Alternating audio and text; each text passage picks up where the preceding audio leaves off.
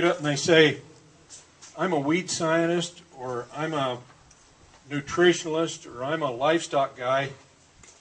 Farmers and ranchers are all of those things. And so sometimes research doesn't fit into that weed research or animal science thing. And so when a farmer or rancher needs something done, he doesn't even know where that fits. Do you go talk to the weed guy, or do you go talk to the livestock guy? So sometimes I've got these questions. I want research done. I don't know who to talk to. Those are things that you bring to the focus group, and we'll try to find that out. But I don't even know the answer to that sometimes. So last year when we was in Logan, Utah, I found out about forage kochia. Forage kochia is not the kochia that we all think of. Forage kochia came from Uzbekistan. It's been around for quite a few years. It's a perennial, a forb. It's been around for quite a while. A lot of people have opinions about it. Most people, or I wouldn't say most people, but a lot of people don't like it. I was intrigued by it. It's high protein. It's high in moisture. It runs 14% protein in the summer, 7 to 8% protein in the fall, through the winter.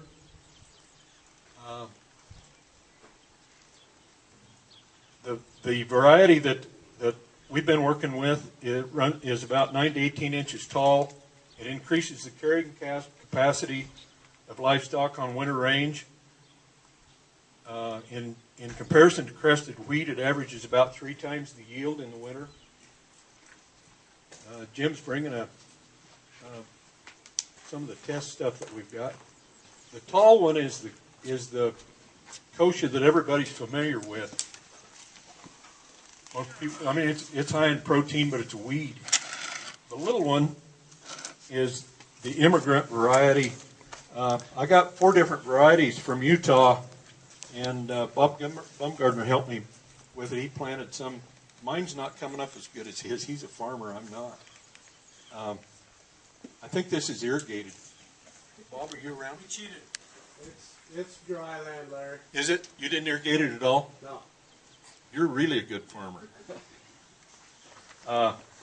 The first year it puts down a root, and it'll get bigger and better as time goes by. But the thing that intrigued me about it is the moisture content stays up, and they plant it for fire breaks. It competes with cheatgrass. The growing season is the same as cheatgrass. It comes up early in the spring, draws moisture the same as cheatgrass, but then the moisture stays up, and livestock and wildlife love it. The state of Nevada has, of course, they have a lot of big fires just like Wyoming. They burned 41,000 acres in Nevada in a critical wildlife habitat. The next winter, they had a huge deer die-off. They planted 41,000 acres to this, and the next year they had a 25% comeback of the deer population. So Nevada is planting this wherever they have burns now, on BLM and state land. I'm excited about it if we can get it to grow. It's a non-invader, and so it's hard to get established. You've got to, on a burn area, you've got to rough the ground a little bit, and then you've got to plant the seed on snow around Thanksgiving. And so it's tough to get established. I've got a grant. The guys here at the station are helping me do the work. Where I've planted it, it looks pretty tough. I planted it in cheatgrass area that I burned.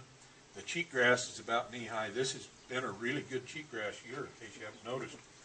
I've got cheatgrass about knee-high. I can't find any of those little boogers. That's why I'm proud of Bob for making his grow. He's got a green thumb. I don't know much about anything but cows. There's a handout that I gave that Jim ran off for me. If you got questions, I'll jump into the next thing that I'm doing. These things I think are exciting. If we could get rid of cheatgrass in the western United States, it would mean billions of dollars to the ranchers in the country. I think BLM figures 400 acres a day is lost to annual grasses in the western United States during growing season. That's a huge amount of money and dollars that is lost in the rangeland.